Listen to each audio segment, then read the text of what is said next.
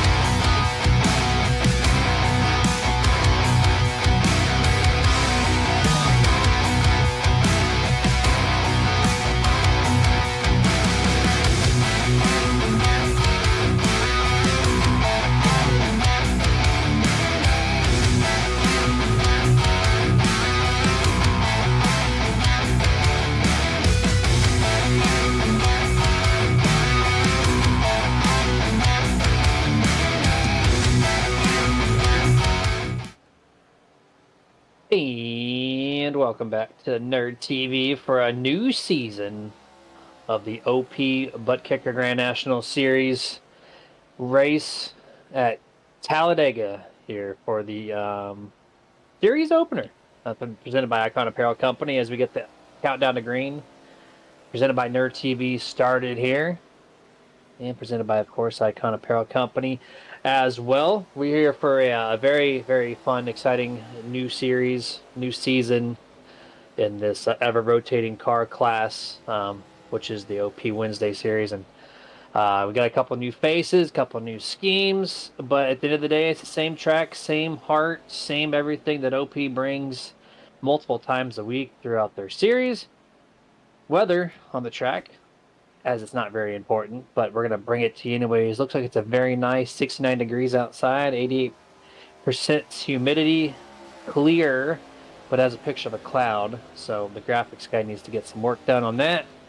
And 9-mile-an-hour winds, that's okay.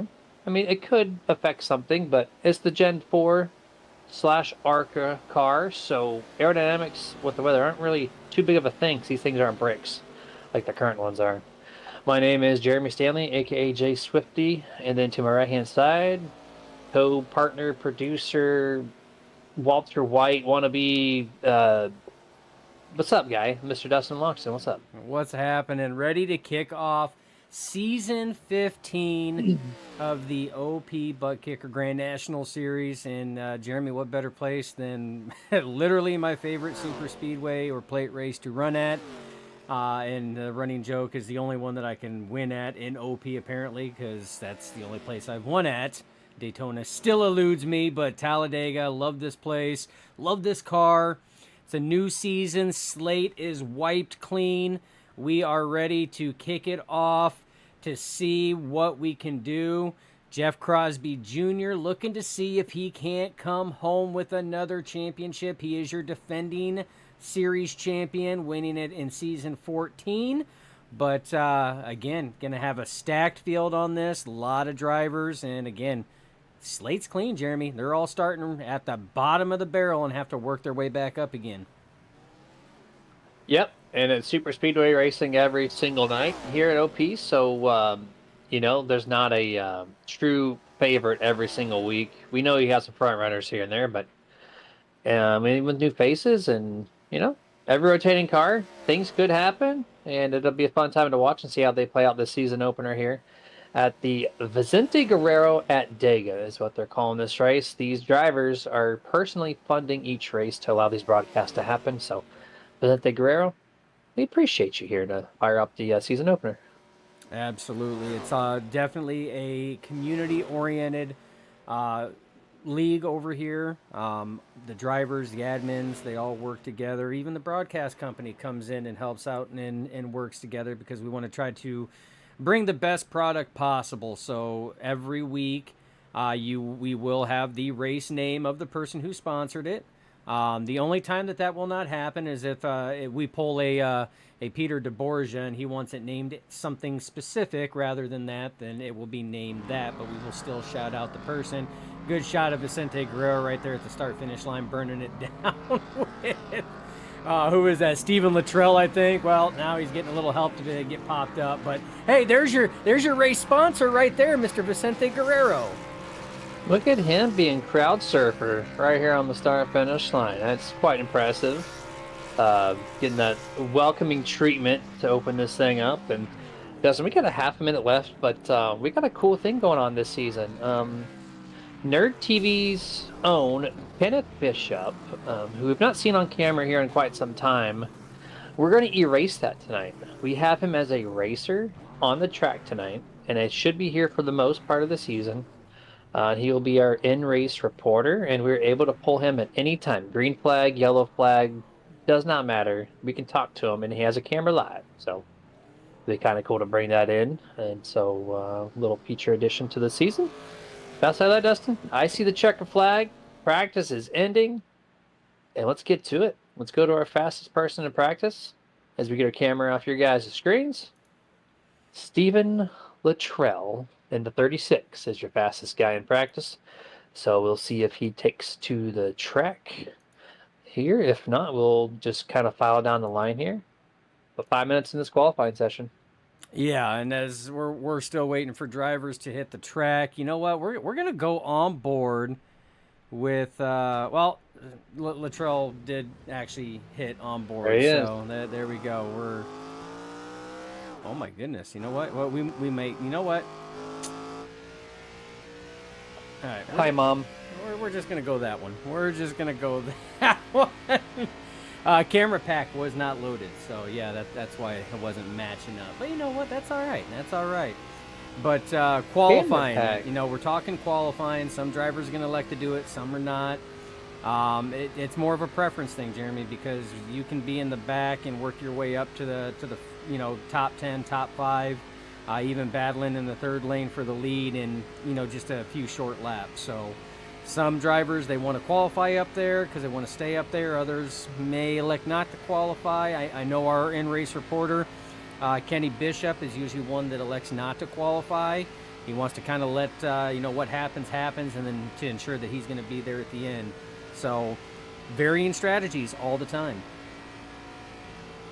Absolutely, yeah. The Dale Jarrett strategy, if you will, there. And this car, I'm not sure why the cameras are not working for Dustin here, but this car is oddly sponsored by Hoonigan on a Ford, which is fine, but then Hi Mom on the back of the car. So Hi Mom, Hoonigan, Ford, Forest. There you go. I got that camera angle. I got you, boo boo. There it is. Just beautiful there in the NASCAR font. Hi Mom, and that means fast car, Mom. He's going to see what he can do. He's fastest in practice. Car looks fast. It's a Ford Taurus, so you know it's one of the best out here at Talladega. And one lap of this qualifying. This is his only lap, just like everybody else. Every single time you race at OP, it's unique. You get one lap to get it done. He's going to go across through the apron like everybody should at Talladega. And 53.770, second, now third fastest, as there's just starting to file in the times. Dustin Douglas Johnson, the fastest out of 4. And now Les Levy files in now, top of the board, 6 in. Yep. So 53.65. You see Doug Johnson currently second. Eric Laurie is third. Bubba Winningham fourth. And Jimmy Reynolds is fifth. Sanchez now bumping up there. Zach Fritsch up there. That's second, third. Adam Kilday now bumps up into fourth.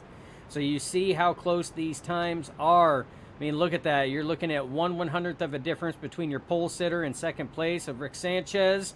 And then if you look, second and third place, Rick and Sanchez and Zach Fritsch had to go to the third to fourth decimal point in order to time that one out. And actually now we got a three-way as Jeff Crosby Jr., your series defending champion, crosses a line P2 at a 53.66 to match that of Sanchez and Fritsch. So that is just how close these qualifying times are.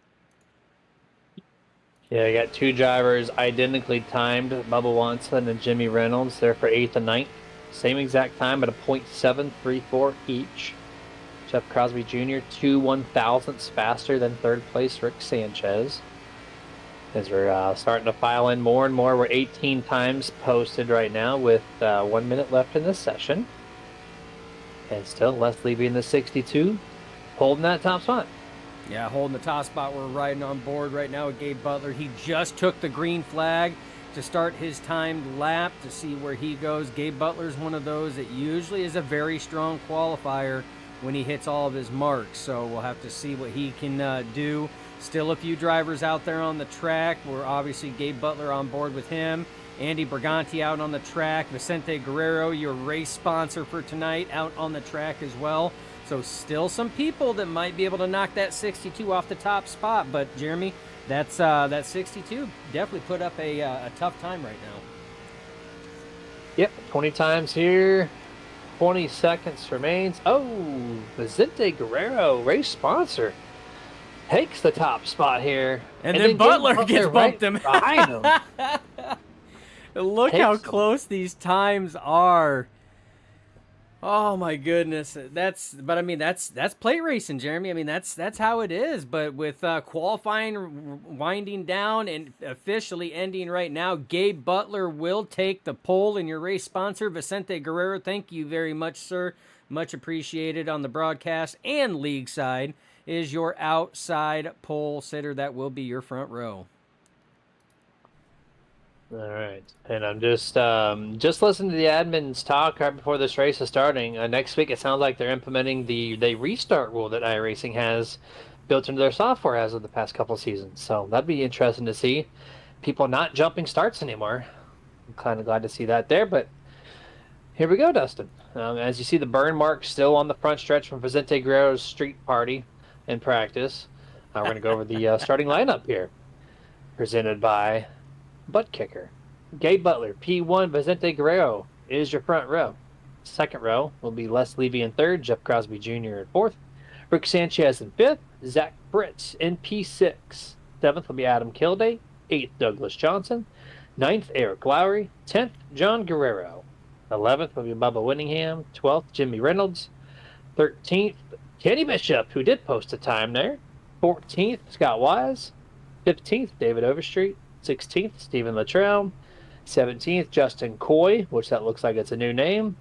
Harold Rothery. And 18th, Gary Bergeron. And 19th, Steve Hoppett, P20. Jeff Crosby Sr., 21st. Derek Donna, 22nd. That's your final guy to post time.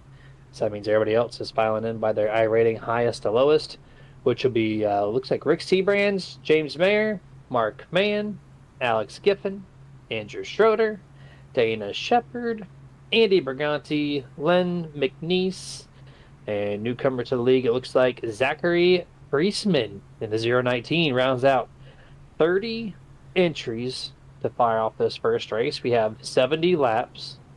Dustin, I think you have a little graphic here that shows us the stats of tonight's race, if we have it.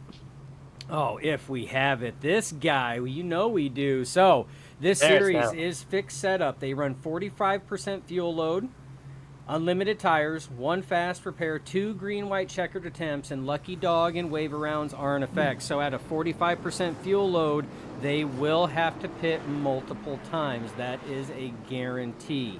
That is going to increase strategy. Now, Jeremy, we have seen the ButtKicker Grand National Series go caution-free in a couple races that we have broadcasted. We've seen them go with only 1 caution. So pit strategy is going to be paramount when it comes to this. Your pit entry, your pit exit, and who you bring along as friends down pit road. You do not want to be coming down by yourself. So you will see strategy. Fuel mileage will play effect. So, again, season start. These guys are ready to go, Jeremy. I'm ready to go. I know you're ready to go. It's going to be a fun one. I think we got just enough time. I'm going to bring in our in-race reporter. We're going to do this before we drop the green flag here. So we're going to mark Mr. Kenny Bishop into here. Let's see if I can get him moved pretty quickly. Here we are. And Kenny Bishop, this is Jeremy in their TV booth. You got a copy? Big 10-4, gotcha. All right, man. Hey, welcome to OP Wednesdays. Welcome to the broadcast. It's been a year since we've seen you on camera. What's your game plan tonight? Stay clean and be up front towards the end, and hopefully come home with a W, if not podium. All right, there you go. That sounds pretty straightforward there, man. Hey, good luck, good looking car, of course. Biased opinion there, but we will hopefully talk to you later tonight. Yeah, hopefully, we'll have that checker flag conversation at the end of this thing. Yeah, maybe even stage break too. Lap 35, we do talk to stage winner, so there you go. Go get it. We'll go for the double. All right, man. All right, buddy. Good luck to you. Yes, sir. All right. That's the driver of the new number here, number 49, and Dustin's paint scheme. I was going to say, I like that paint scheme. I like what he's rocking. That's nice. He asked me 1 hour ago, hey, I need a car. And so there you go. I had product just sitting there, and there he gets one. So green flag is out. This thing is underway. Gabe Butler, Vicente Guerrero, firing it off. Looks like Vicente with a slightly better restart is going to actually clear Gabe at the line. But as you go through turn 1 and turn 2, the inside has temporarily the momentum because you're building up speed. Then you're on the lower side of the corner. And then they go side by side still. There's 4 on the top, 3 on the bottom before you see the first gappage in between each line. It's going to allow Vicente to kind of slingshot past Gabe. Does he make the quick dive to the bottom, or does he get the help from Crosby all the way through? Yeah, and that's the big thing. That second lane is gonna have the momentum. There's gonna be a lot of side-by-side lock, but you're gonna see corner entry. That inside line, just like that, is gonna propel. Now, Jeremy, this is where the veterans of this series, you will see them swapping lanes all the time. They're not swapping lanes to block lanes because you do not want your pusher to blow up. You want to keep that pusher there. You want to keep them happy. These things will overheat due to lack of air going to the front nose. That's why you see drivers like Jeff Crosby Jr. there poking the right side out, going through the corner to try to get a little extra air. So they will jump from one lane to the other to allow that pusher that they had to get some extra air to cool their engine down. Now, they, again, as we talked about leading up to the start of the race, they do have one faster pair. But, Jeremy, you do not want to burn that in the first 15 laps because you grenaded an engine. Yeah, you definitely do not. And these cars don't push as well as the current NASCAR stuff. The bumpers are so small. When the Gen 4 car gets completely overhauled by iRacing this year, there will be a super speedway variant with the tall bumpers, so that will push much better. Right now, these things just basically have scoops that just lift the rear ends up, so the bumps will be very light. And with that being said, that should allow these guys to kind of keep their noses more open because you can't shove it so deep on the bumper at times. And so hopefully there's less of a chance of these guys blowing up. But, we'll see what happens. We'll see what. And you're absolutely right, but something caught my eye, and we have to look at it. Are you looking at the number 5? It is the number 5. I love this. This is hilarious. It's hard to see because it's green spray paint, but somebody has crossed out the 5 and put the 44, and that, of course, is a shout out to Anthony English, who is not able to race with us right now. He's going through some health stuff, and we all, from Nerditudes and Nerd TV as well as OP, wish him a speedy recovery on that. But it was just something that caught my eye. That's an awesome throw to Anthony English in the 44 there by Rick Sanchez. I had caught it in practice for just a moment, and I thought nothing of it because I didn't read it. I just saw the green. And then as you mentioned it, that is X on the 5, 44 on the door. Pretty cool to see that. And we saw on our league race on Saturday even, we saw, I think it was even Josh Ball, who drives number 1. He had the 44 on his door. I think he ran the complete scheme from English, so it's kind of multiple drivers involved in giving English a nice little shout out there. Absolutely. And I mean, that just goes to show the camaraderie and, the support that this community has for all the members that are there. But, speedy recovery, Anthony. We'll see you when you get healed up and you get back, and we'll be ready to go. But racing up front, Vicente Guerrero was able to clear Gabe Butler, move to the inside line. That allows Jeff Crosby Jr. there to get some fresh air, and he's getting some big pushes from Zach Fritsch right now and Adam Kilday. These two drivers side by side. So, Jeremy, your defending series champion from season 14, picking up right where he left off, right up near that top 3, trying to battle for that lead. Yep, nice solid 2x2 battle, three wide about for 15th, and that's about it. And that's been around there for about the past couple laps, and just to talk about it, they file back to 2x2. They figure it out. More cars on the bottom than on the top this time around. Inside led by Vicente Guerrero, Gabe Butler. Outside's got the 33, Jeff Crosby Jr., and the 12 of Zach Fritz. Those two guys lead the outside charge. Very spacious center of the field, Dustin. And not nose to tail, bumper to bumper. They're giving lots of room, which tells me they're doing what we talked about already, keeping that engine cool. Yep, and that's going to be key, and it's paramount at any restrictor plate track where draft and you're right up on the other driver. Something else to keep in mind, Jeremy, you touched base on it when we were going through the pre-race and when we were talking to Kenny Bishop, our in-race reporter, is we have a stage break at lap 35. Okay, so these drivers, we have to at least have a pit stop before that stage break if it goes green all the way. So some of these drivers may be riding until that first pit stop, and then you're going to see him go. But speaking of going, Kenny Bishop making moves on the top side right now. He's up to 6th place, trying to pull that lane. He's got help from the 17 of Jimmy Reynolds right behind him. So 3rd lane has finally come into effect, Jeremy, as we are now 3 wide for right around that 5th place. This Legacy ARCA car sometimes can't get the momentum on the top, but right now these 3 drivers, 49, 17, 31, they're doing the trick. Kenny inside the top 5. Remember, he started back in 13th. He said he's going for the double. Going to try to get this stage and the win. And right now he's making a strong effort here on lap number 8. But it looks like Jimmy Reynolds can't hold the back of the 49, has to let go at some point to cool off the engine. And it's going to momentarily ruin that momentum. Yeah, and that's the tough thing when you go to try to do anything on that 3rd line. You have to try to get it done as soon as possible. Otherwise, that person behind you has got nowhere to go, and they can't keep pushing forever. Unfortunately, that opportunity to move down isn't always presented, so then you see that 3rd line fall back. But don't worry, that 3rd line's going to come back again. They'll have to get another run at it. But this track here, Jeremy, and I think this is why this is personally my favorite. Daytona's got enough space for 3 wide, but Jeremy, this track's got enough space for 4 wide.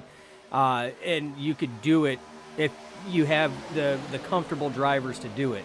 You know, so 3 wide, you have more than enough space, and you can really see these cars line up the way that they are. Big moves again. We talked about it. Jimmy Reynolds all over the rear end of the 49, getting that top line going. Doesn't quite have Adam Kilday cleared, though, as they go into turn 3. They're going to have to back it back up, but Jeremy, racing's getting real tough and real fast up there.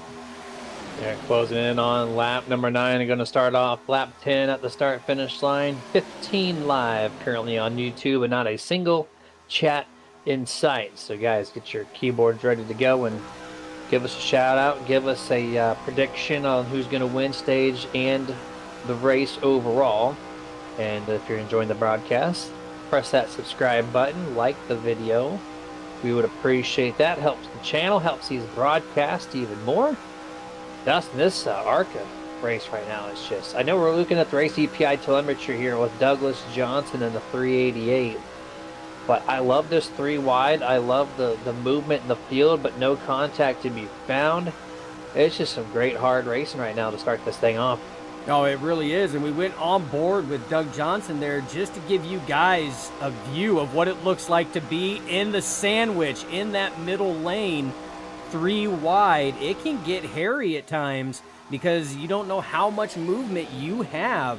So it's these drivers, when we say they are, and Kenny Bishop clears and goes from uptown to downtown in front of Zach Fritsch, and Jimmy Reynolds finally gets that clean air on the front nose to cool that down. But Jeremy, I would not count that 3rd lane out just yet, now that they have a fresh nose up there. Now 3 wide, 49, Kenny Bishop, 85, Adam Kilday, and trying to lurch into that picture there, the 17 of Jimmy Reynolds.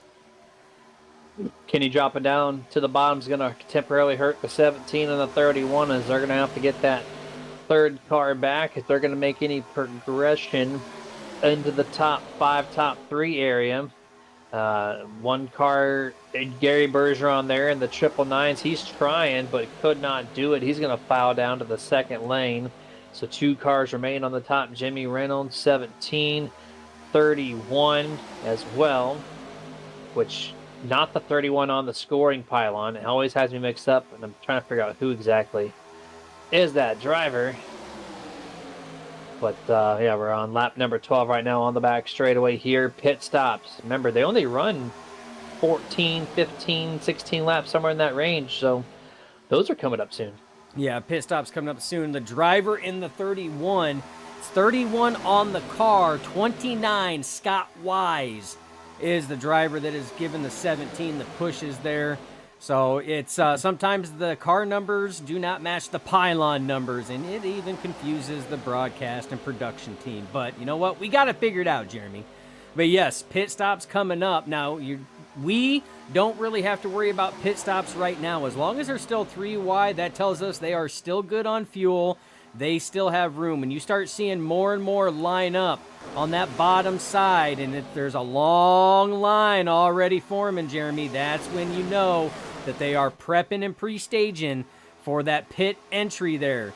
As it sits right now, we only have about 5 or 6 cars, 5 cars actually on that second lane, 4 on the third, and the rest are lined up on the inside, Jeremy.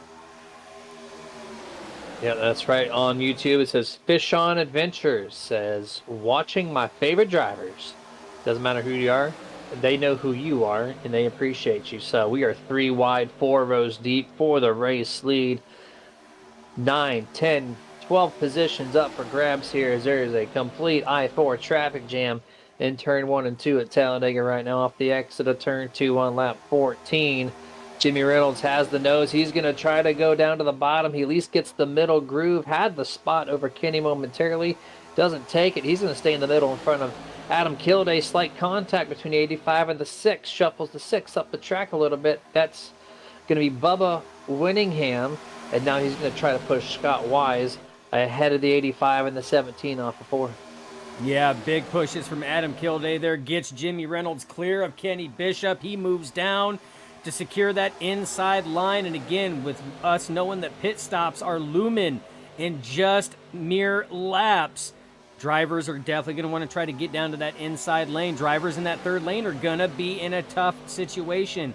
You cannot pit from the second or third lane. If you are going to pit, you have to pit from that inside lane. Otherwise, it is a league penalty and you will get nailed for it. So certain drivers trying to find holes to get down.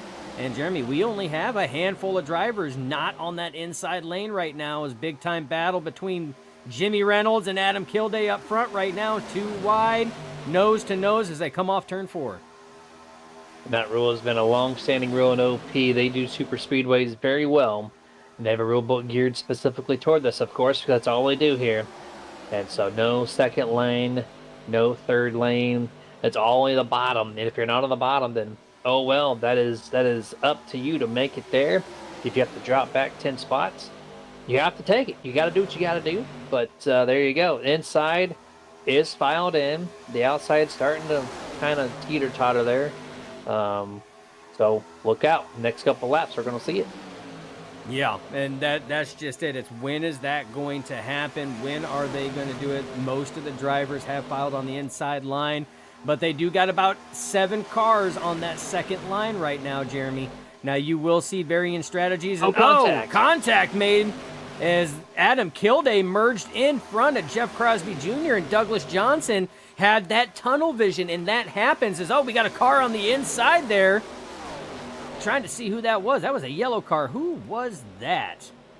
Was that Gary Bergeron? Yeah, the only yellow car is the 999s. Yep. Let's see who it was. That was Gary Bergeron. Oh, yeah. Dude, he got slammed by the 43 Dana Shepard. There was a massive checkup out of nowhere and just got pounded. Gary Bergeron did. Great save. Look at this save. He was pointed toward the inside wall next to pit road, and he kept it in the throttle. Look at him go. Good hands. But no, to recap on what I was talking about, that tunnel vision, Jeremy, it's happened to all of us at some point in time. When you are locked in on the driver in front of you, on their front bumper, that's all you see, and you lose track of your physical placements on the actual track itself, whether it be something on the fence, whether it be a white hash mark, the yellow line, you lose track of where that's at. And you just end up following that driver in front of you. Well, Adam Kilday had the space to get in front of Jeff Crosby Jr., but Doug Johnson did not. So he was just following him down, and that's where contact was made between Doug and Crosby Jr. there. Luckily, everybody panned out, no damage, everything is good, and now that's going to put the 17 of Jimmy Reynolds was in the lead, still is. Doug Johnson thought about moving down, but did not have the clearance. Pit lane is open, and here we go. They're on lap 18. That's halfway to the stage end. So no surprise here. 3 wide. Kenny, Jimmy, Zach. They get the 2 wide there as Jimmy makes the nice move, the respectful move rather, to get behind Zach to go 2 wide on pit lane. Looks about 10 cars, maybe 11 or 12 on this time on lap 18.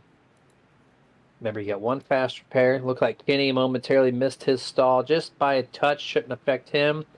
Everybody else clean. Don't see any pit penalties, so I think they're good there. Yeah, it's missing the pit stall with a group this big.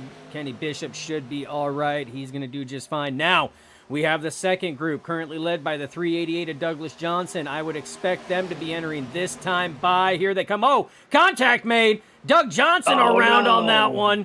And it looked like he might have got clipped by the 29 as well. Oh, man. We're going to have to go back and take a look at that, Jeremy. I don't know if...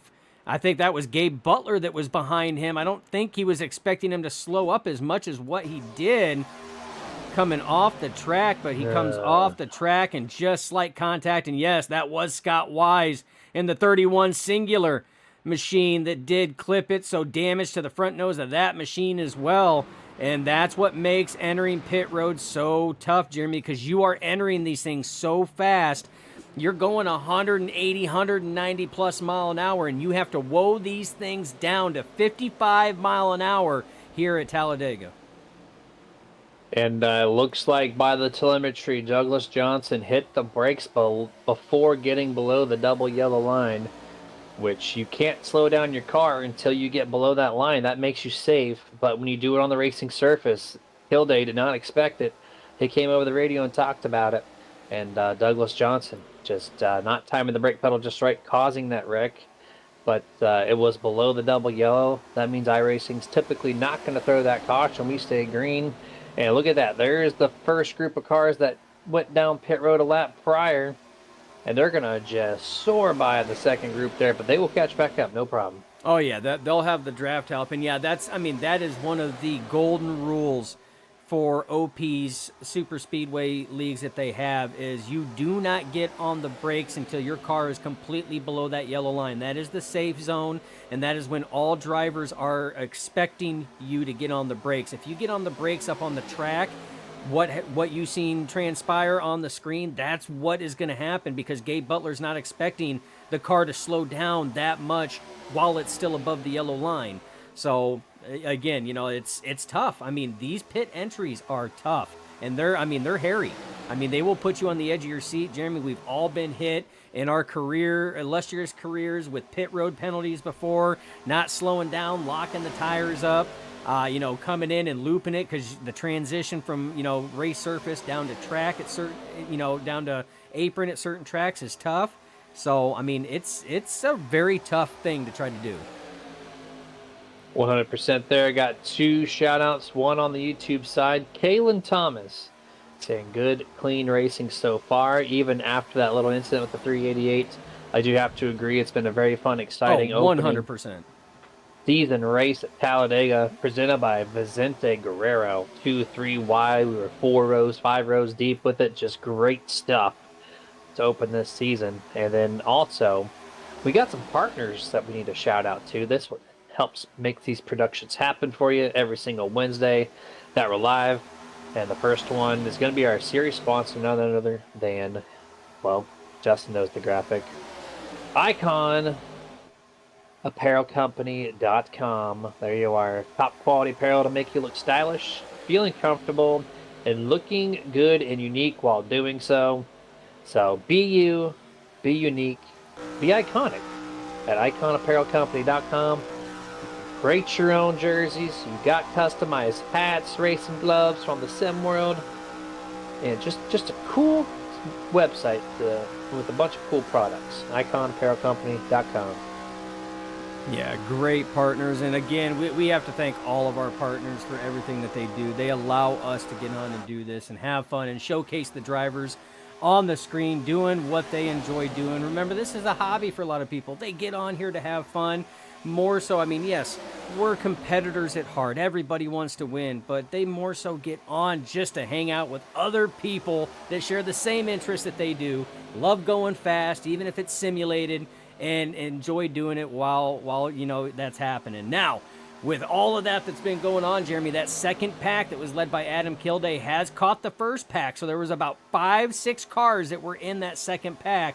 They have caught the first pack, and while that was all going on, Vicente Guerrero was up leading, dropped down to that bottom line, and now Gabe Butler is leading that top line with big pushes from Jeff Crosby Jr. Yep, that second pack caught the first here, and it looks like we got about 13 cars, possibly 14 in this first group. And right now 15. led by Vicente on the top. 15 Dustin's calling out Rick here. Seabrins is the last one in 15th, and after This is that, true. it goes way back to this group here, led by Andrew Schroeder in that 48 Jets. Got to shout my man out. Team pride all the time. Jets and Yankees all day long for this guy. But this second pack, Jeremy, they are trying to work to gain back up. The issue is they have a lot of ground to make, and that's the difference between pit stops. If you can be fast on pit stops or you can be average on pit stops. A lot of these guys are dead on when they come down pit stops, and even the slightest mistake or slowing down just a little too soon can cost you big time space on that track. Yeah, 100% there. 3 wide, Zach Fritsch on the top. He's going to bring Adam Kilday. Also the 95 of James Mayer and the 4 of Rick Seabrands. See what they can't do, like what Kenny, Jimmy, and the 31/29 of Mr. Wise did about 20 laps ago. It looks like they're crawling forward more and more. Inside the top 5 goes the number 12 of Fritsch. He's going to pass Gabe Butler now alongside the 14, Vicente Guerrero. This is lap number 26. We got 9.5 laps remaining in this stage. Yeah, and that's why you're seeing these drivers race the way they are. It is going to be 3 wide probably from this point until we complete lap 35, or if that dreaded C word comes out that happens to be yellow in color. After the completion of lap 31, that will end the stage. But you expect this racing right here all the way until the stage break. And remember, we will be talking to the stage winner as long as there's a clear stage winner, because there's been times where it's been so close and we haven't got word from admins on exactly who the stage winner is, so we weren't able to do it. But if we know exactly who it is, we will be interviewing that stage winner under the stage caution before we go back to green flag. What do you mean Dustin doesn't like unknowns? We talk to people regardless. I'm sure anybody We do. We call audibles. We call audibles all the time. We do.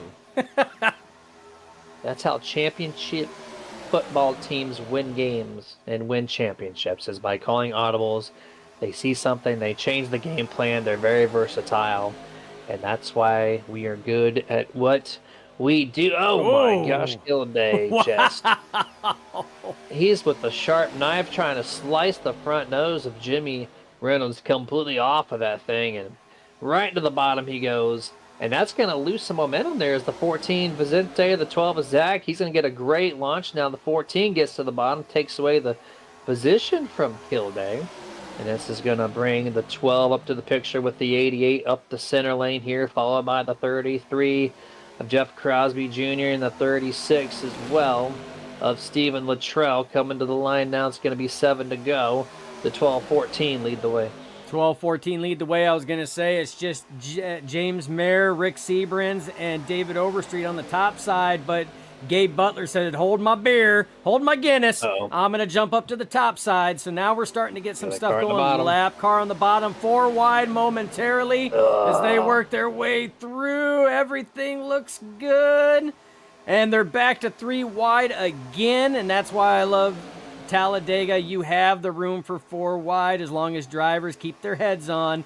But look at this contact between the 14 and the 12 as the 12 of Fritsch try to get some side draft plus some.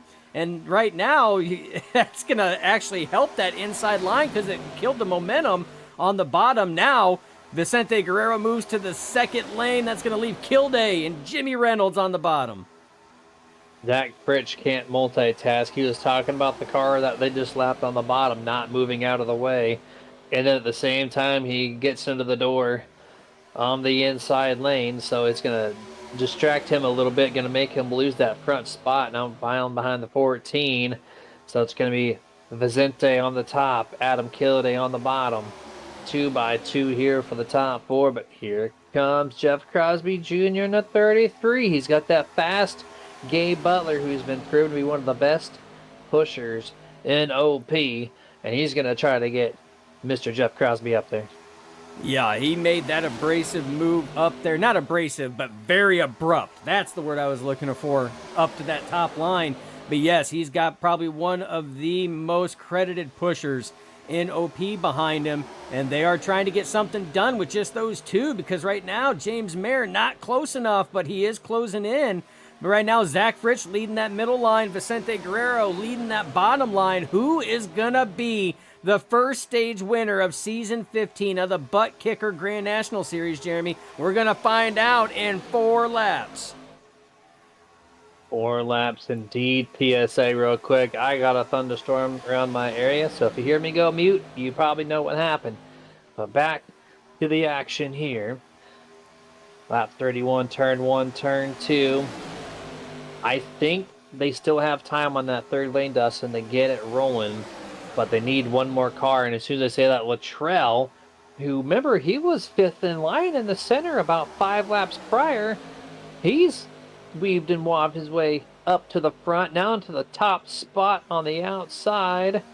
Can he drop in front of the 12? I think he could. 14 moves up. That's going to slow down the bottom and middle. Steven Luttrell might have a great chance here. Yeah, they've got the organization on that top line finally. 3 cars lined up nose to tail. That is Luttrell. That is Crosby Jr., Gabe Butler, and actually 4 now as James Mayer moves in there. 3 on that middle line. That's going to be Vicente Guerrero, Zach Fritsch, and Rick Sanchez. Now Rick Sebrin's coming in, so mark 4 cars on the middle line, and they have about 4 cars that are tightly packed on the inside line, Jeremy. So this is going to be a battle of the numbers and who can stay tightly packed. 32 as far as laps done. Working lap 33, Jeremy. We have a couple more laps before end of stage 1. 3 laps to go. 14 and the 12 have been the 2 guys up front that's been getting it done the most consistent like. Luttrell has fan base in the YouTube chats. William Luttrell saying the Steven Luttrell fan club is in attendance. Go number 36. And man, you jumped in at a good time here if you just joined in, because this man went from about 15th to 3rd in the past 6 or 7 laps, and he's not looking back. He is trying. He's got 5 cars in total, including himself on the outside. They have momentum. Can they get that good push to 36 to P1? And they are trying. Jeff Crosby Jr. is trying everything he can. You can see him poking the nose out, trying to control the temperature of that car, giving space in the corners. But you'll see him close up to that bumper on the straightaways, giving him everything that Skull Bandit 33 has there to try to propel him up. Right now, it's a dead heat between Kilday, Guerrero, and Luttrell. Guerrero moves down to the inside line in front of Kilday. That's going to leave Zach Fritsch open on that middle line right now, getting big pushes from Rick Sanchez and Rick Sebrin, the Rick and Rick show. And Kenny Bishop pushing behind Rick Sebrin's lap 34. Coming to start lap 35, Jeremy. This will be the white flag for stage 1. White flag, white flag. Next lap signals the halfway and stage in. Shuffling on the outside lane is going to check them up. 14, 12 are going to take the advantage through 1 and 2 this time. 14 jumps up, going to take Fritsch's line out of the way. Kilday. Jimmy Reynolds with a great run. Does the 85 stay to the bottom, or does he move up to the top in front of the 14? Yeah, Rick Sebring jumps up to the top side now as there was contact between him and Sanchez. Now it's a dead heat between Guerrero and Kilday. Who is going to have the push? Who's going to have the momentum? Zach Fritsch, your pusher on that middle line behind Guerrero. Jimmy Reynolds, your pusher on the bottom line behind Adam Kilday. Trying to get a little draft here right now. Vicente Guerrero edges out. Battled back by Adam Kilday at the line. Who is going to get it? And, oh, man, Rick Sebrin's on the top side from big pushes from our in-race reporter, Kenny Bishop. Kenny literally made the biggest move there off of turn 3. He was about 9th or 10th place. Ends up P4, and he gave Rick Sebring the shot of his life in 3 and 4 to give him stage win. I think this is the first broadcast we've had the number 4 take stage victory here, so we'll be talking to him shortly. Dustin, these cars are getting wound down. Excellent first stage. We got more to come here. We're going to go picture in picture. We're going to thank our sponsors, and then we're going to give ourselves some time to talk to Rick Seabrands. So we will be right back.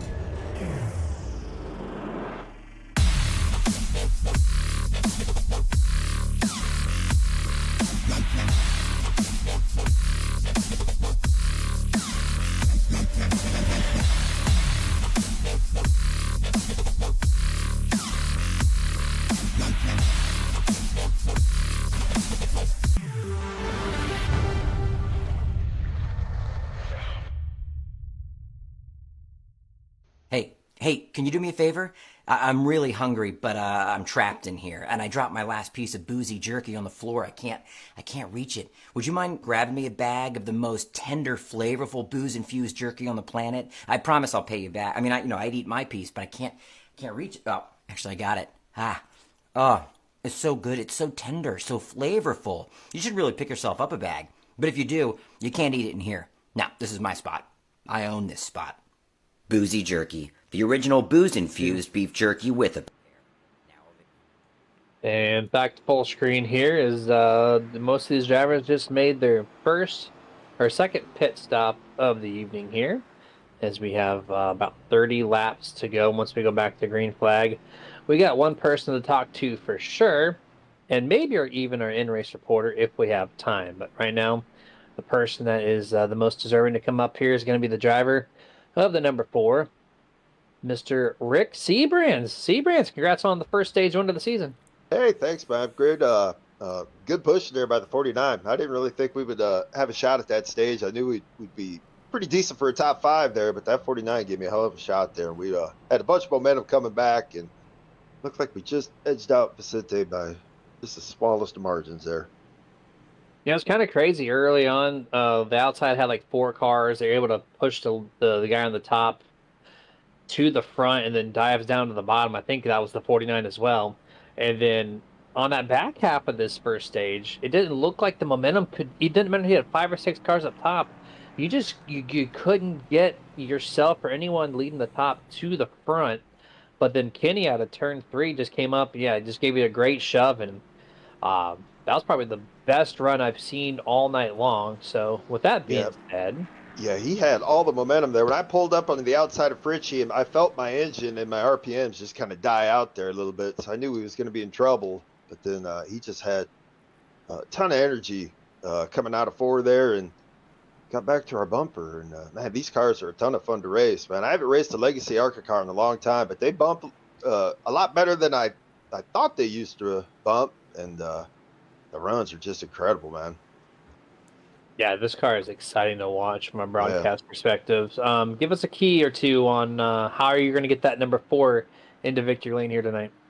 Track position and a good helper like you just seen for that stage. If you have the energy and a good helper behind you that's committed, that's going to win you this race tonight. That's going to be everything. I think you're definitely going to want to be attacking instead of riding late in this race. There you go. There's the keys to victory from Rick Seabrands. Rick, I think. I don't know. All right, I'll try, man. It sounds like you got it, man. Worked for stage 1. Let's get into stage 2. Let's hope so. All right, dude. Good note. I don't know if I said good luck or good duck. Either way, I'm here. It so sounded like good duck. Good ducks indeed, boys. But we're going to try to bring in Kenny Bishop before we go live here for stage 2. Kenny, welcome back to the booth. What's up, boys? You got a huge shout out from Rick Seabrands. He was like, man, I got the best shot ever from Kenny Bishop. What was that move to go to the top? You went from the middle to the top there, late call into turn 3, and it seemed to work great for you and him. Yeah, I got up to the second groove there, heading into that last lap before the stage end, and then I saw an opening between him and Rick. So I was like, you know what, we're gonna push old Seabrands up to the front on this one, and I'm glad I got that last little push in the trial. We'll get him in the front there, and gave me fourth. I'll take it.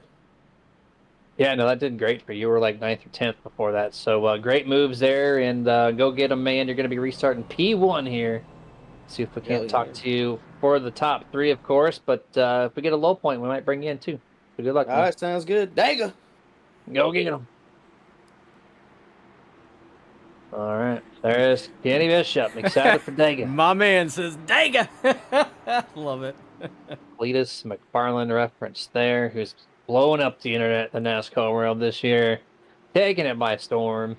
And here we go. Green flag is out here. Kenny Kilday at the front here to control this thing. Seabrands right behind, or it's not, sorry, Seabrands. Sanchez right behind Kenny. Presente Guerrero, the race sponsor tonight, going to try to push Kilday there on the outside. 2x2. It looks like the outside fell apart there about 10th place or so. 43 is going to dip to the bottom, Dustin, momentarily. And a bunch of single file to start this one off.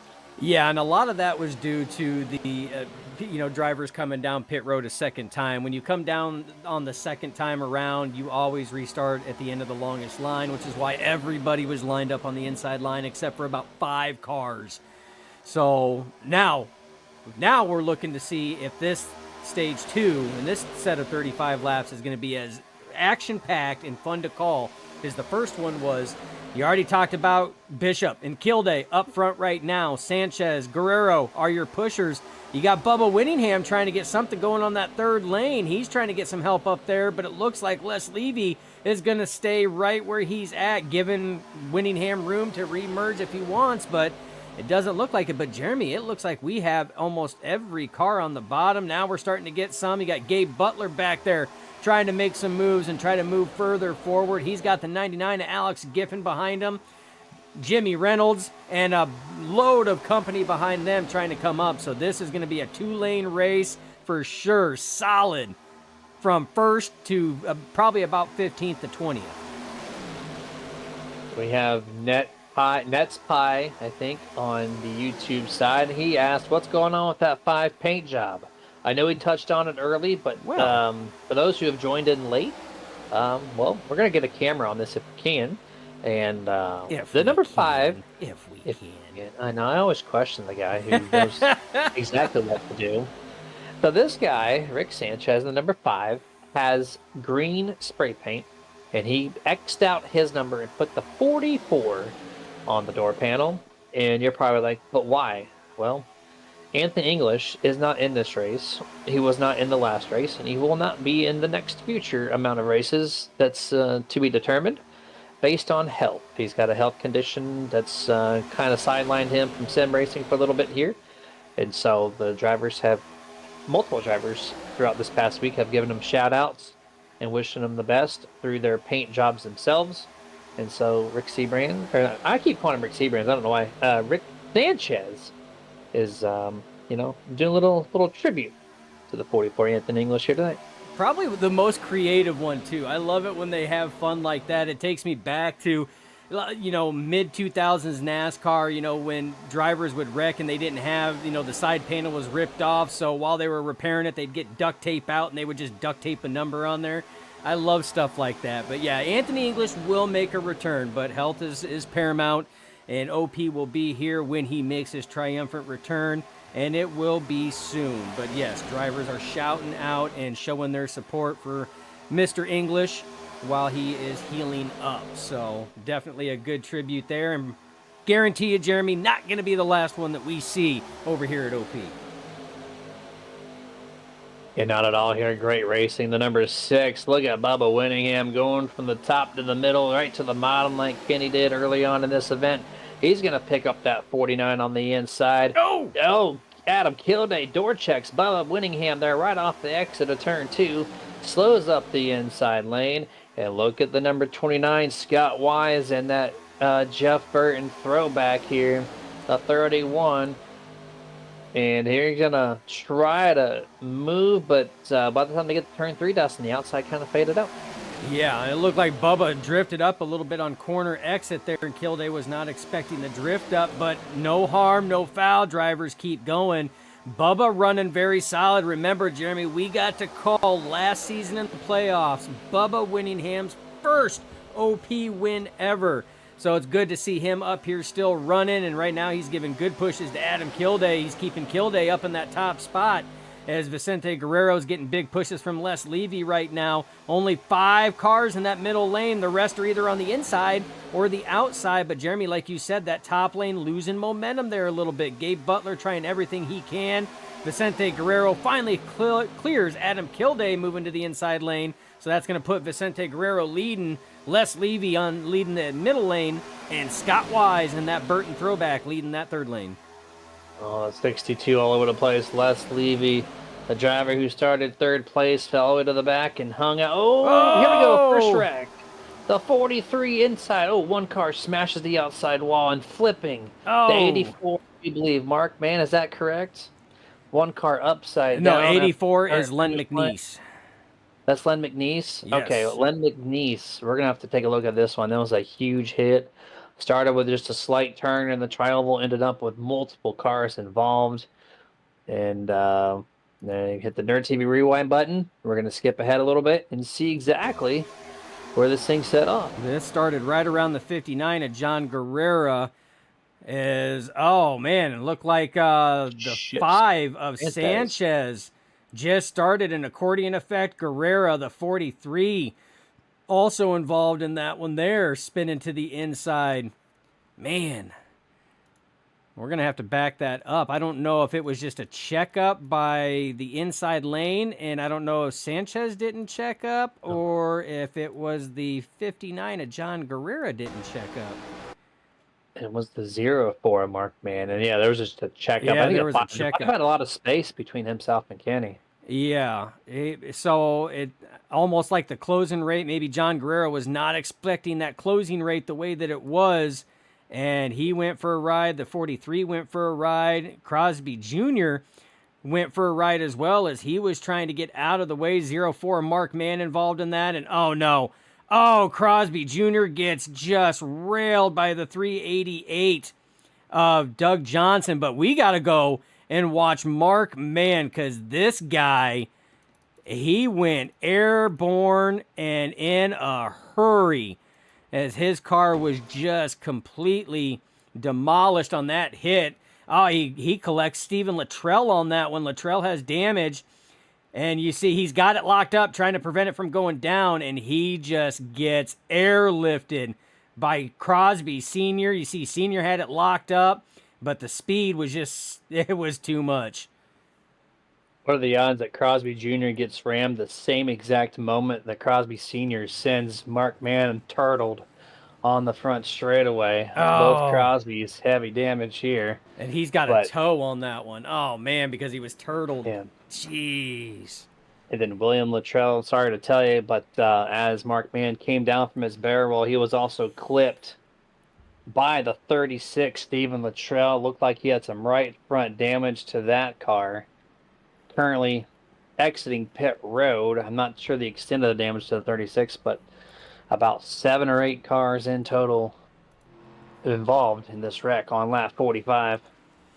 Yeah, now remember, drivers do have a fast repair. Some of the damage that these drivers did take under this incident here, though, may be superficial, so it may be able to be repaired with an extended stay on pit road. It's a gamble. You have that one fast repair in the bank, so you know, sometimes you gotta decide: do I sit here and fall to the back and just get this repaired, save the fasty for later, or what's going on? So that's a give and take as well. But I would definitely say some of these drivers, the damage is probably easily repairable on pit road without the use of a fast repair. Netspie says, get well wishes to Mr. English. You know what? We know that Mr. Anthony English is watching the broadcast, as he does all the broadcasts for all the OP series that run. So guarantee you he has received that message, and it is greatly appreciated. Yeah, 1,000% there, and a couple more cars coming down pit road. Rick Sanchez, Gabe Butler, They're down now. Vicente Guerrero and a bunch of others going to top off their fuel tanks to get set up for the next little round here. And we're going to shout out one of our partners while these guys are heading down pit road for the last time underneath this caution break. And quick shout out to RaceEPI.com, Elite Performance Industries. I know personally Kenny Bishop, the driver of the 49 tonight, has used this setup twice. Or sorry, it's been using them 5 times this week. 2 times at Kansas, and both times at Kansas he has won with a Race EPI truck setup. So that's just going to show you that the nerds actually perform very well with a setup that performs very well across many different cars and track combinations. And so if you're looking to get yourself a victory lane as well, head yourself to raceepi.com today. Tell them that the nerds sent you, and go get some W's. Absolutely. Glad to see Kenny Bishop getting back into some official racing like that. It's been a while since we've all just raced and had fun. And William Luttrell says happens every time. Yes, this is the story of super speedway restrictor plate racing. When you've got a split second to make a decision, and it's a 50-50 shot one way or the other, it's tough. But the good thing is Stephen Luttrell's car looks like it's all right. He is starting shotgun on that top line. You see him passing right now. Looks like he's going to be all right. There's still plenty of laps left to go. So I would expect to see that 36 back up there in racing action in the top 10, top 5 again, maybe even up on that third lane like what he was prior to the stage 1 end. So, but Jeremy, speaking of that, we're getting ready to go back green flag racing. Long line on the inside right now. We covered drivers coming down pit road again to top off. Rest of the drivers on the top side, you got 6 lined up there. It's going to be Adam Kilday, Les Levy, your front runners right now, Alex Giffen and Harold Rothery, your pushers as we get ready to go back green flag racing. Yep. Here we are. Green flag, Adam Kilday, Les Levy, Alex Giffen, Harold Rothery, Jimmy Reynolds is your top 5 on this restart here. Great launch by the 85 as he's going to clear Les Levy into turn number 1. He's going to bring that 99 Alex Giffen with him. Almost 2 cars cleared, but Les Levy's going to get the side draft. He's going to pull himself already past the 99 of Alex Giffen, and now he needs to get that 06 Harold Rothery to his back bumper if he wants to clear Kilday. He's got him there with Kenny. 3 cars now, 4, 5, 6, all connected. Everybody else on the bottom here in 3. Yeah, side-by-side battle right now for that top spot. Les Levy on the top, Adam Kilday on the bottom right now. I tell you what, big shout out to Alex Giffen too. We don't get a chance to call this man's name that often, but he has ran a clean race right now and put himself in good position with 23 laps to go. Still a lot of race. We still got a pit stop that we have to worry about, but definitely a solid run for the season opener for this man here. Currently running in P3, second on that inside line. Yep, good 2x2 until you get to about 10th place at 071. Eric Lowry trying to make some moves on the top here. Going to bring the 59 of John Guerrero with him. And it looks like one other, the 48 of Schroeder. 3 cars trying to make some moves. And turn 3 and 4 looks like it's not it. As you see him getting passed by the 019. That's Zachary Kreisman, new to the league. As they come off turn 4, let's see what kind of momentum this top 3 can run. Doesn't look like much. And it's good to see the 36 Luttrell. He's back into it. I know some fast repairs were used underneath that caution brake. So a couple of drivers need to take it easy until the very end here. We've got 21 laps remaining. Yeah, 21 laps remaining. Big move by the 49 at Kenny Bishop. He jumped from the center lane from behind the 06 of Rothery up in front of Laurie. Laurie in the wall coming out of the corner there. That's going to kill the momentum on that top side. And the very same thing happened about a lap and a half ago with the 59 of John Guerrero. He scuffed the wall, which kind of slowed the momentum, but they have rebounded, starting to move further ahead now. That top line starting to come in, but right now Adam Kilday still leading that inside lane with big pushes from the 99 of Giffen. Les Levy still leading that second lane, and now he's got a new pusher. The 84 of Len McNeese has worked into it. They fell back a little bit, but it's looking like they're trying to get something going right now. They are trying, they are crawling, they are making it happen. Harold at the top going to try to steamroll this outside past the 62 and 85 if they possibly can. They got 5 up there now. Chances looking good. Give them the next lap or two and they will be there. The 06, look at him. He's passing the 019 Creasman. He's down to the door panel of the 84, Mr. Len McNeese. And now he's going to get to the 62 of Les Levy. Here we go. Turn 4 might actually be it. Can the 06 go from about 6th or 7th to the race lead? Right now he's got the nose over the 85. He crosses down in front of the 62. Leaves Kenny to lead the top. He's going to cross in front of the 85 of Kilday. And there you go. Harold Rothery to the point. Yeah, big pushes from the 49 of Kenny Bishop. You heard Rick Seabrans talk about Kenny Bishop's pushing on that third lane, and he just rinsed and repeated the same formula to get Rothery up to that top spot. Rothery now taking point on the bottom in front of Kilday. Now it's a dead heat between the 49 of Bishop, the 62 of Les Levy, and now the 06 of Rothery is at top line. Still has momentum, Jeremy. Laurie really giving some pushes, little wobbles out of both the top and middle line, but it still had that momentum. 4 cars on the top doing work still. Eric Lowry doing a great job keeping it right behind the 49 here. As Les Levy runs the middle, Harold Rothery leads the bottom. Crossing the line this time. Going to be on lap 53 here as they head off into turn number 1. 53 of lap 70. With Vicente Guerrero at Dega. 18 laps remaining. 3 wide, 4 rows deep. Yeah, 3 wide as they work off the corner right now. Rothery still holds that lead, but these 2 lanes are lurching forward. Les Levy getting ever closer. Kenny Bishop getting closer as well. Now bumper to bumper. He clears it down to the middle lane in front of Les Levy. Kenny Bishop now leads the inside lane. 3 cars still on the outside. That is going to be Eric Laurie, the 59 of John Guerrero, and the 29 of Scott Wise now up there. Every other car is either in the middle or the bottom lane, Jeremy.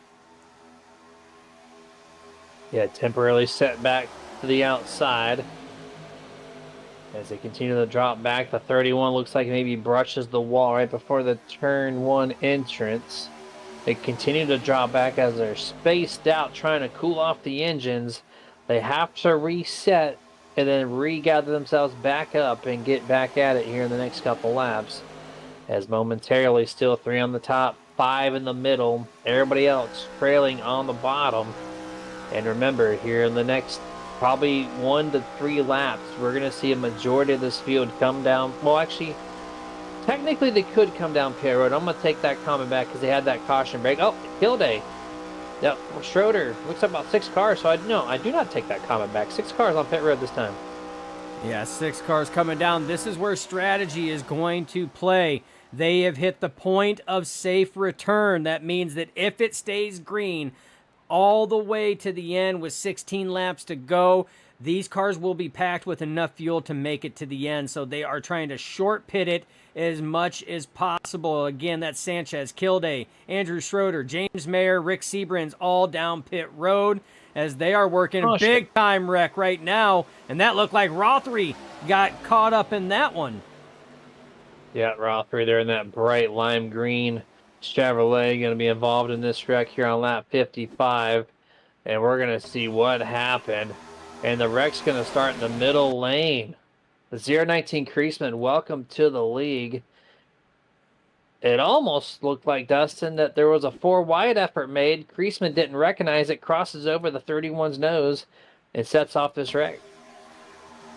Yeah, he drifted up the 31. You see the backfire come out of the 31 on the car. You seen the backfire come out. He lifted as to not stay there, but the 019 came back down, did not have the nose cleared, got left rear hooked right into the 06 of Harold Rothery, and the rest, as they say, is history. Now, Jeremy, the big winners on this cycle here, those drivers that came down pit road. Why? Because now they get to stay out while all of these drivers still on the track have to come down pit road in order to fill up with their virtual Sunoco race fuel in order to make it to the end. So those 5 to 6 drivers that we highlighted that came down pit road that did include Sanchez and Seabrins and Butler and Schroeder, they're now going to be at the top spot. Yep. 5 or 6 cars made the best move possible. They're going to be your race leaders here as everybody else comes down pit road like Dustin has said. We're going to go final picture-in-picture commercial break. We're going to be right back here shortly.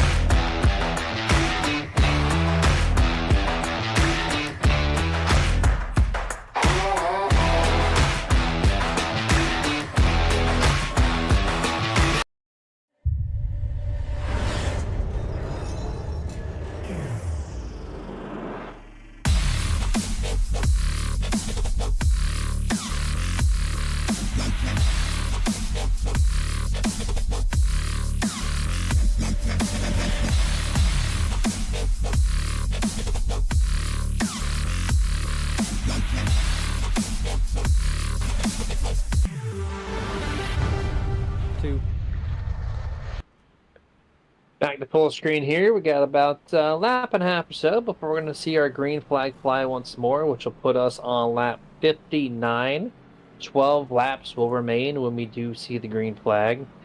And we're going to use and abuse our in-race reporter here. We got a caution break. We got almost 10 to go. I think we can talk to Mr. KB, Kenny Bishop, one more time. And Kenny, this is Jeremy in the Nerd TV booth once more. What's up? You've been teetering with that front spot, man, for a little bit. Top 10 has been where you've been basically this whole race. Making some great moves. Now we're coming up to close to 10 to go. What's the verdict? What are we gonna see from the 49 tonight? Well, we're gonna make that 10 and take off the 0 and turn it into a 1. We're gonna take this thing in the victory lane is what we're gonna do. We're gonna go 3 wide and get to the front. That's some quick maths right there. 1 subtract the 0. We're nerds, 10. Man. We're awesome at maths, man. That's how it works. And speaking of that third line, KB, man, you've been getting that third line going. Some excellent pushing up there. You got a shout out from Seabrins on pushing him to the stage win. You had big pushes up there with minimal cars to get Rothery up to the lead, and then you cleared up and took the second lane. What is with you in that third lane? You know, it's just quick in the night. I think on that last run, I was able to side draft him and kind of pull up even with him by myself there, and then I got the push to clear. So I'm going to keep doing it. And so I got Seabrands right here, 2 cars in front of me. So if he goes high, I'm going to get right on that bumper, and we're going to take her up to the front. All right, man. Well, best of luck to that. You got a half lap before we see the green flag once more, and go get him. 12 to go at the line. Yes, sir. Dagger. Dagger. Dagger. Oh, love it. We have fun up here. We have fun. Speaking of fun, if you guys out there, all the viewers, much appreciated. We enjoy having you guys here as part of this and shouting you guys out. If you enjoy what you're watching, don't forget, this is going to happen every Wednesday. So if you're wanting to know what next Wednesday is, because this series changes its tracks and cars every week, well, you know what? We got you covered. May 14th is going to be Daytona, and we're going to run the Xfinity cars at Daytona. So tune in next Wednesday for the second race of Season 15 of the OP ButtKicker Grand National Series. May the 14th be with us.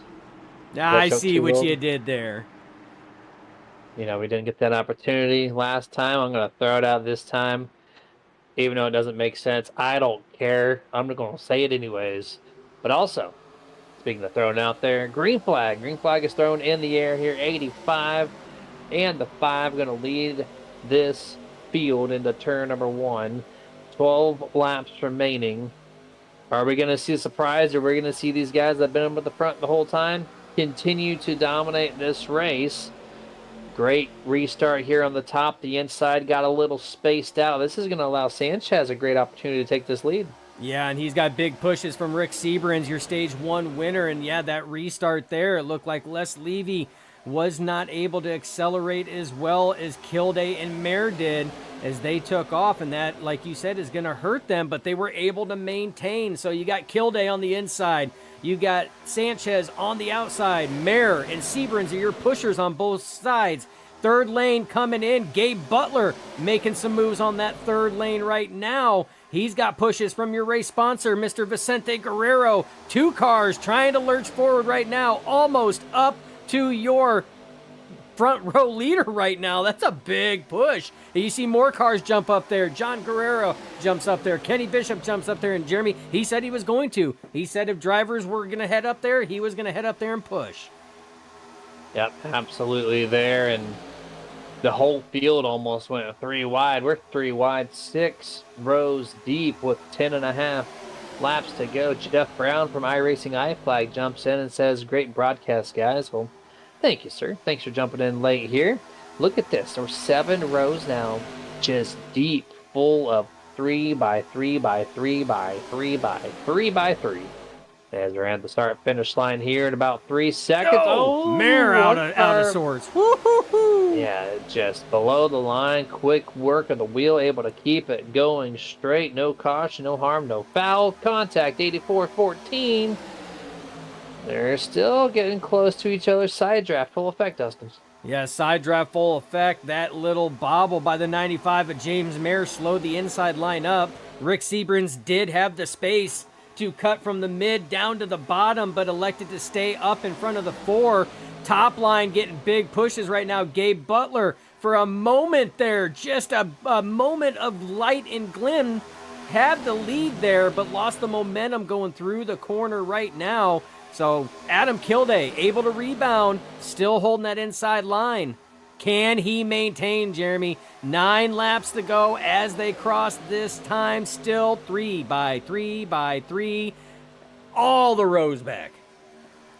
Season high, 28 viewers on YouTube live concurrently. Appreciate all the views here. Make sure to press that notification button when we go live next week as well. Calling more OP action Xfinity style at Daytona. 3 wide. Looks like the 5. Sanchez in the middle. Gabe Butler on the top.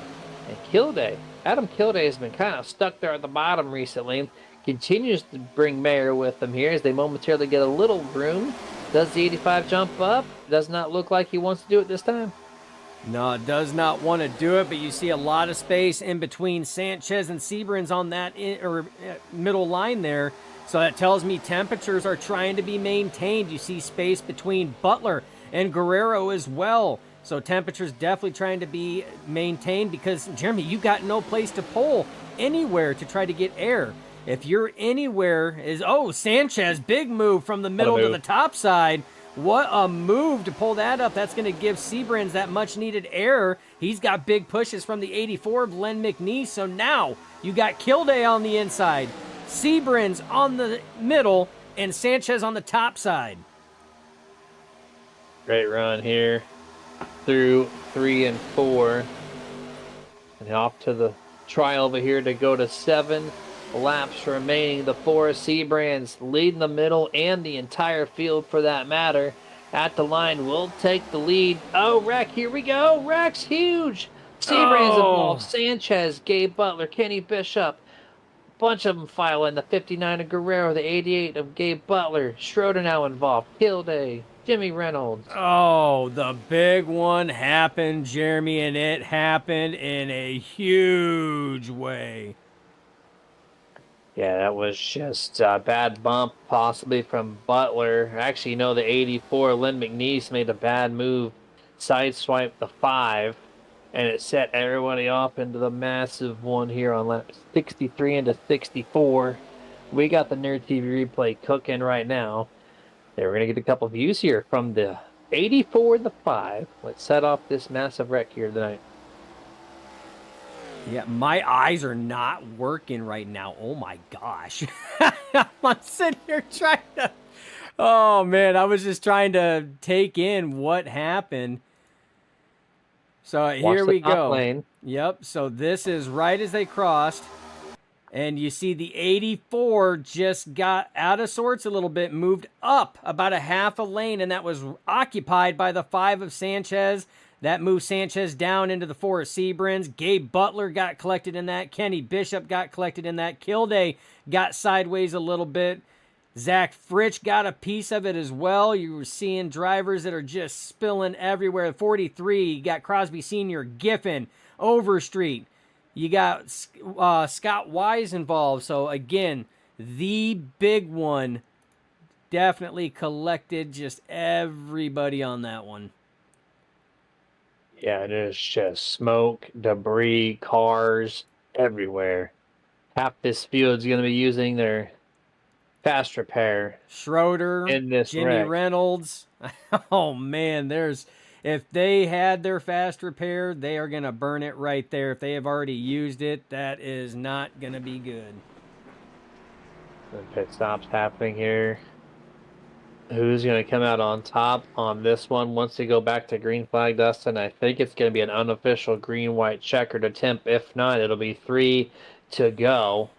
We'll see when we get the 1 to go signal on this restart. The 14 of Guerrero is one of the few drivers not pitting. Doesn't need the fuel, doesn't have any damage from that wreck.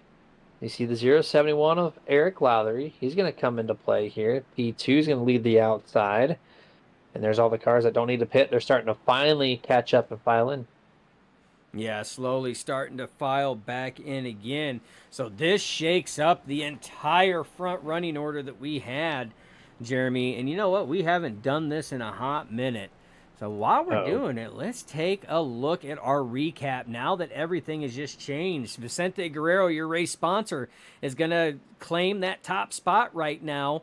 Been running very well and has put himself in an excellent position to try to get the dub on the season opener for the OP ButtKicker Grand National Series. Eric Lowry, we've seen him try to work that top side and has got some moves going. He's been up to the front as well, puts himself outside of that lead spot, but definitely in a good position to try to pounce. Harold Rothery, we've seen him up to that lead. Big pushes from Kenny Bishop to get him from the top side down to the bottom side to be leading up there. He's running P3. Jimmy Reynolds, part of that incident that was there, but looks like his car is pretty well fixed. Might have burnt the fasty, but he is sitting P4 right now, Jeremy. Any of these drivers have a chance at that W because they're in fantastic position.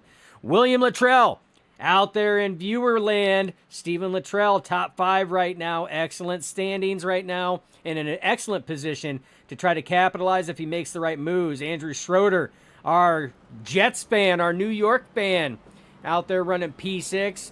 He's had a clean race involved in that last incident, but car looks good. He's putting himself in a good position. Mark Mann, we've seen him go airborne, but guess what? He's no longer airborne. All 4 tires on the track. He's ready to rock and roll. P7, David Overstreet has had a very mild race, but puts himself in a good contention spot right now, restarting this race at P8. Derek Donna on the 215. You see a little damage on the front nose, but that tells me that he's still able to run, puts himself P9 for this restart, definitely in striking distance. And Jeff Crosby Sr. in the Skull Classic. Yes, his son Crosby Jr. runs the Skull Bandit.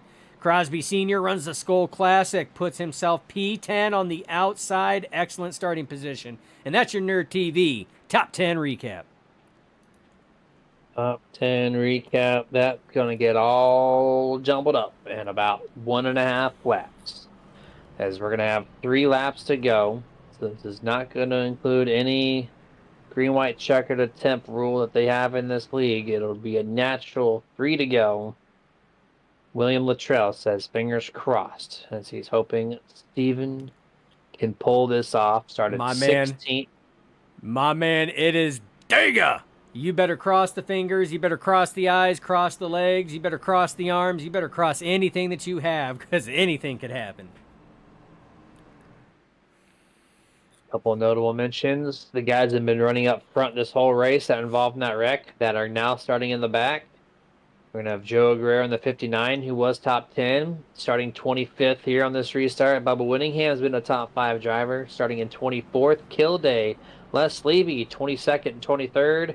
Kenny Bishop in 21st. Jeff Crosby Jr., 19th. Rick Seabrand, 17th. That's some of the guys that have been up front all night long. Now have to go from the back to the front in 3 laps. It is possible. We have seen 20th to 1st in 1 lap, even recently on a Nerd TV broadcast. And we see it again. Yes, we definitely can. And you know what? I believe it was at this track. It was indeed at this track. So it is entirely doable. Anything could happen. These drivers are going to be putting everything on the line. Pace car pulls off. Jeremy, we are ready to go back green once they hit the Geico restart zone. 3 laps remain in the season opener for the OP ButtKicker Grand National Series. Jeff, I don't have an answer for you here. Who's going to win it? Anyone's guess here. Green flag is out. A car. Vicente. A car will win this race. Dustin has called it correctly. I didn't think there was a correct answer, but there it is. Not wrong at all. And it looks like the 99 is going to jump up to try to get the 3rd lane going already early, about 10th or 15th place, but quickly goes back to lane number 2. Cars scattering all across the back straightaway like a Pocono restart here. They're 3 wide.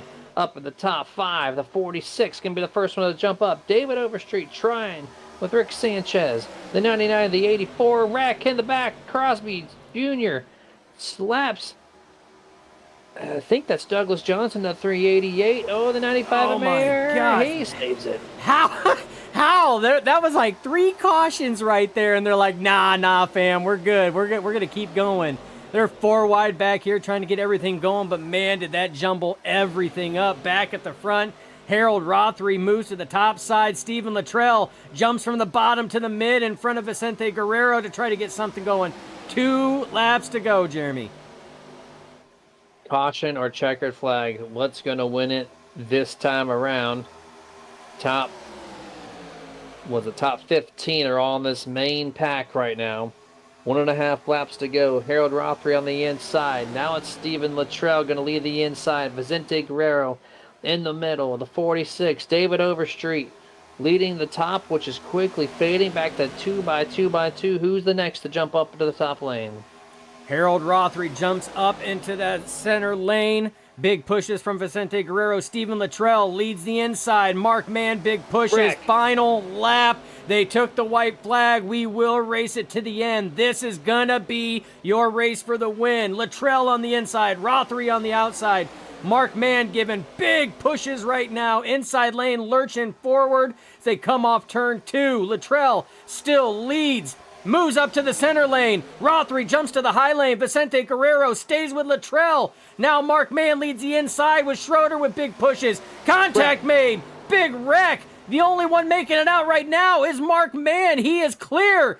Everyone else behind him wrecking. Does he have enough momentum to make it to the end? Off turn 4. Jimmy Reynolds coming back in P2 right now, but will not have anything to contend. Mark Mann will win your season opener race at Talladega. The only driver to go upside down in tonight's race is going to win the season opener. Mark Mann, who started 24th place without a practice time, without a qualifying time, showed up only when it matters during the race, goes upside down, and somehow steals the victory here this evening in the season opener. What a finish. And that, like I said, hard racing, cars switching lanes there, and just the slightest bit of contact between the 36 of Luttrell and the 06 of Rothery, and the cars had nowhere to go. Mark Mann was the one that was ahead of that situation, so it completely missed him. Drivers that are able to get through it, Jimmy Reynolds able to get through it, comes home in second place on the season opener. Derek Donna on the 215. We talked about it. He restarted in the top 10, finds himself in the podium. What a rebound and what a finish to get through the mayhem. And what about newcomer Zachary Kreisman?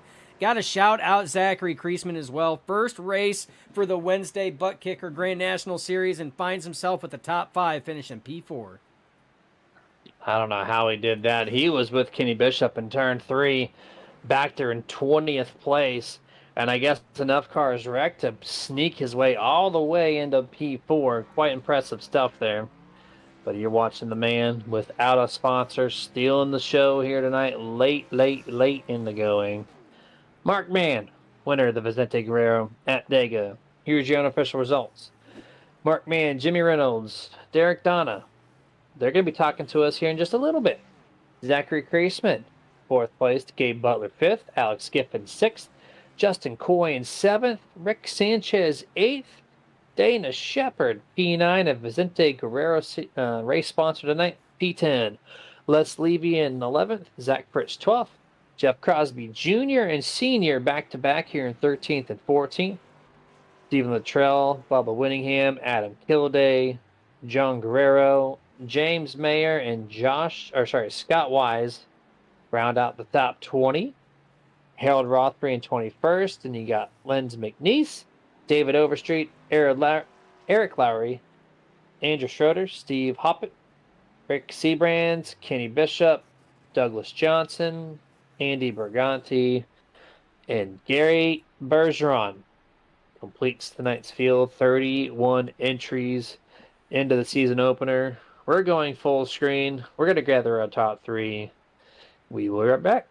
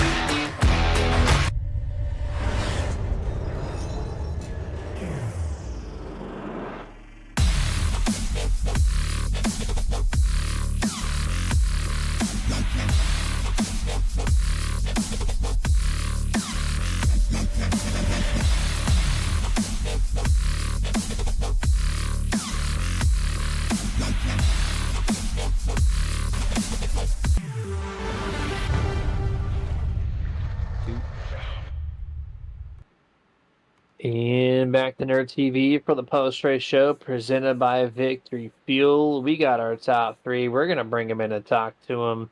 A couple new faces, I do believe, for the first time. And since we started this thing on Wednesdays, and Derek Donna, P3 here tonight, the driver of the 215. What's up, man? P3, nice job. Hey, thanks. How you guys doing tonight? Hey, we're doing great. Broadcast went well. We got excellent viewers still, even in the post race. Love to see that. Amazing you started race. 20. Yeah, amazing race. This car just produces some awesome racing. It looks like. Just talk about the race in general and how fun was it out there? I mean, it's always fun on the track. I didn't really expect much. I wasn't really feeling it at the beginning of the race. Just got a lot going on and stuff, but I was just out here having fun, seeing what I could do. It's kind of funny. I finished last season the championship race. I took third there, and starting this season out the same way. So hopefully it means good things to come. Yeah, 100% there, man. You qualified 22nd. You weren't really like top 5, top 10. You kind of snuck in time here and there, but what was the end factor that put you in position here? Was it just the big wreck in general, or were you setting yourself up to make some good moves late in the going? Well, I think it was a little bit of luck there. The last pit, I actually fat fingered my button box and took a little more fuel and actually a fresh set of tires there at the end. So I know there was a lot of cars banged up and a little slower than they should have been, but I think those fresh tires really helped towards the end. And then I was able to get through that last wreck and secure third at the end. Good job here tonight, man. Season opener coming out with a top 3. That's got to feel good. Any shout outs before we let you go? Just a big thanks to DP Racing, Daniel over there. My uncle out here, Dana Shepard, all the family and friends out in the chat, you guys in the booth, and all the admins that make it possible. Appreciate you, Derek. Have a good rest of your night. We'll catch you next Wednesday. All right, sounds good. That was driver of the 215, Derek Donna. Now we're going to talk to second place finisher, guy in the number 17, This Mr. guy. Jimmy Reynolds. This guy. What's up? Been Dustin's friend this past week here. Let's talk about it, man. Congrats on the strong run out there, P2. You've been He top 5 chuckles. all night long. No, And, I mean I agree. I think I did. I think I had a pretty good night tonight. I didn't think that I was going to get anywhere to have a top podium finish tonight, but hey, car's flying and it worked out for me. So why do you say that? You were up front all night long. So what made you think you weren't podium material? because I'm on the bottom lane and we were probably, I don't know, 4 or 5 back on the bottom, and everybody's just 3 wide. So I'm like, all right, I'm locked here unless there's a wreck, which normally there is. But then we ended up getting the caution, and Eric and I were running on the outside, and we decided to take that run. I wish the wreck wouldn't have happened, because I would have really liked to see if we could have pushed some cars, pushed the guys in front of us up and over, But yeah, that's why I just thought we were locked there for a little while.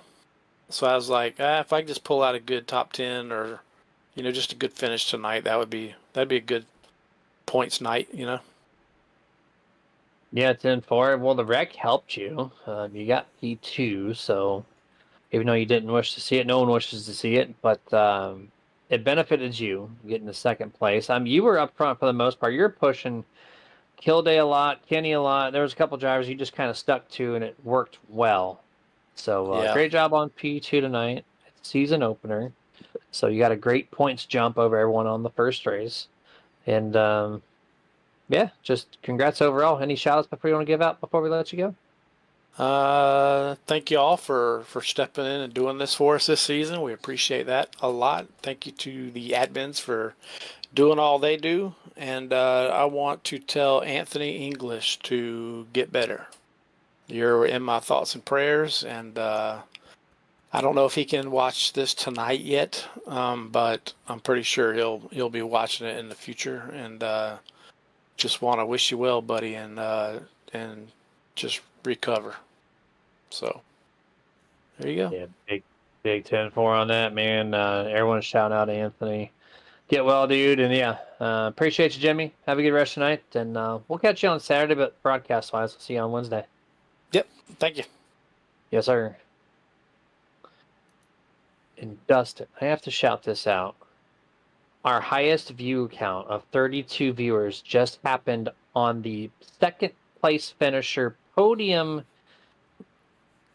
not during the race, but during the post-race interviews. We Jimmy had brings the 32 numbers, viewers. man. Jimmy brings the numbers. We just need to pull him in here more often just to sit here and up the viewer count, apparently. He's got a fan base like no other that we had no idea about. So Right? yes, Jimmy will be on tap from this point forward. Untapped potential. And Mark, man, we're going to load up the Victory Lane scene here, presented by Icon and Victory Fuel. Mark, man, the only guy to turn his car upside down as Jeff Crosby Sr. lifts you up in the air. You use a fast repair and you win the thing. My guy How'd was you do turtled. that? My guy was turtled. Yeah, I was turtled, and when I was looking down at the pavement, I thought, well, this is going to be a long tow because it was near the start-finish line, and it was. It was a 4-minute tow, but like I told those guys, I'll stay in it till the bitter end. Just got lucky with a couple cautions there, and that last caution, not the one at the white flag lap, but the one before that where I got the track position, was humongous, and I was at the tail end of the line, and basically just watched everybody wreck and drove around it, got a little bit of track position, and then we just kind of raced it out from there. I didn't see where you ended up on that wreck. You said 4-minute tow. That tells me that you were at least a lap down. Is that correct? Yeah, I was a lap down. Yep, I was able to get a lucky dog, and then got a couple lucky cautions, and sometimes super speedways, the brakes just go your way. Got lucky. Only one lucky dog, I think, all night, maybe two, and that was one for the Mark Man, and then he capitalized that with a victory. That's just insane, man.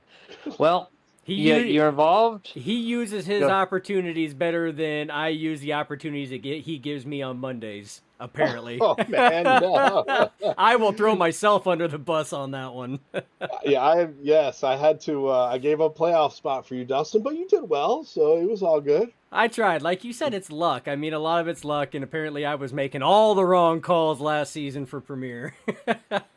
Yeah, man, now you got another season under your belt if you're coming back on Mondays. Oh, I'll be there.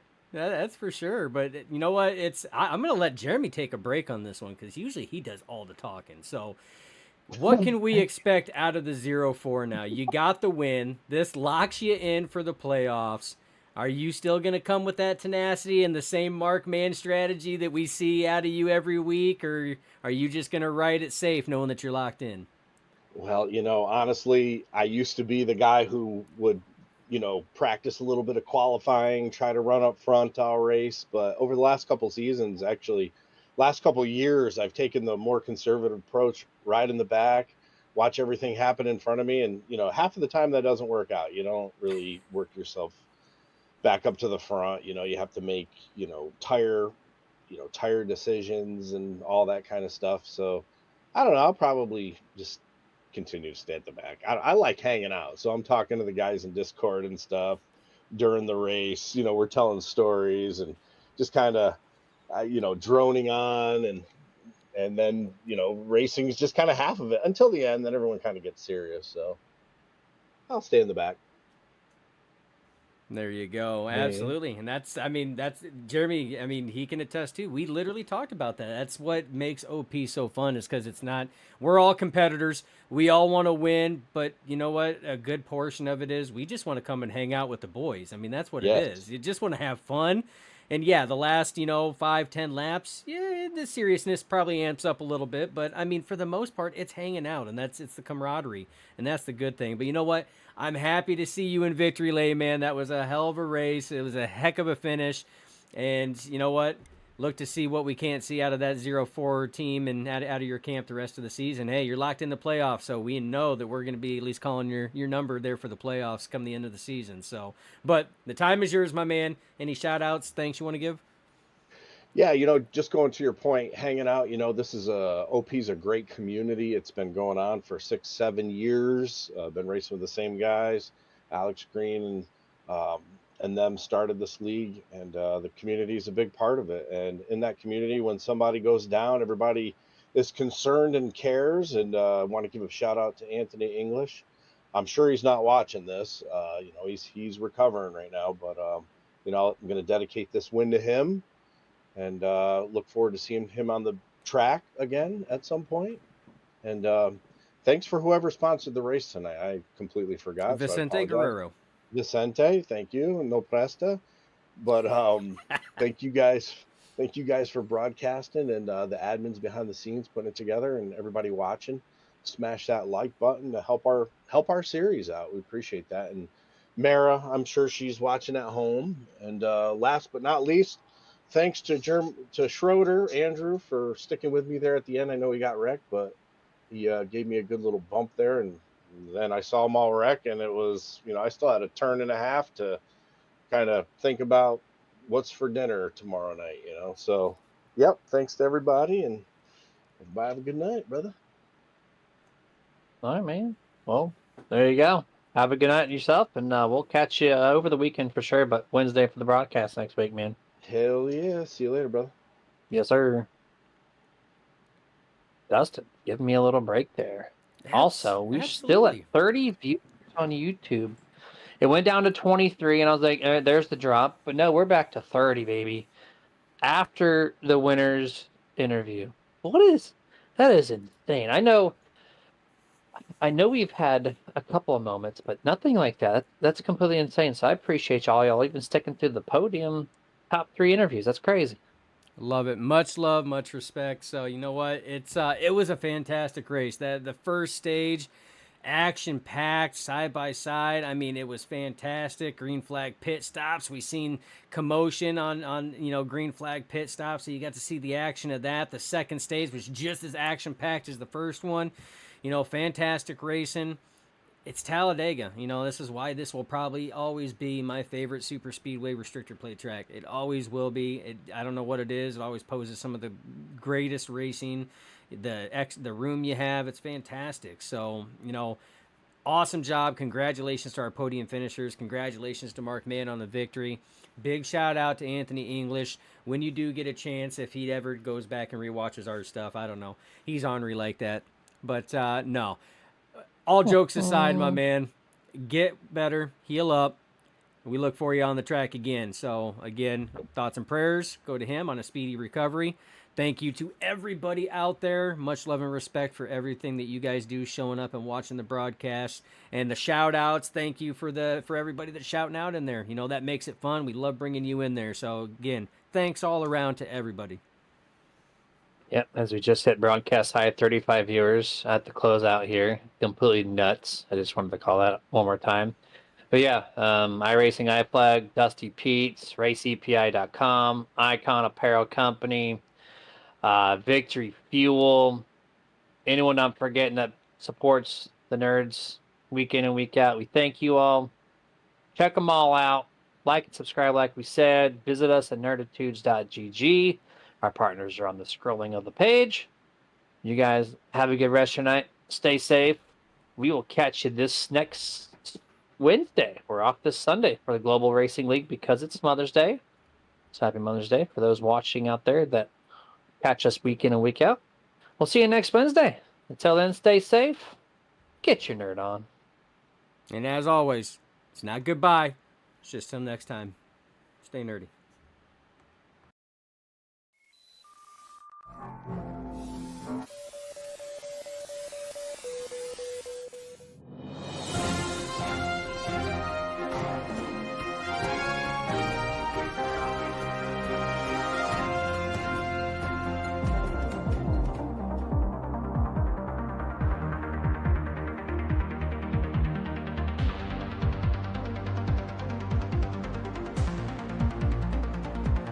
Back when nothing truly mattered and we hadn't had a clue. We fell into play the game. Nothing would ever be the same. There were times when there was laughter. There were times when there was joy. But they took it all away for the pleasure in our pain.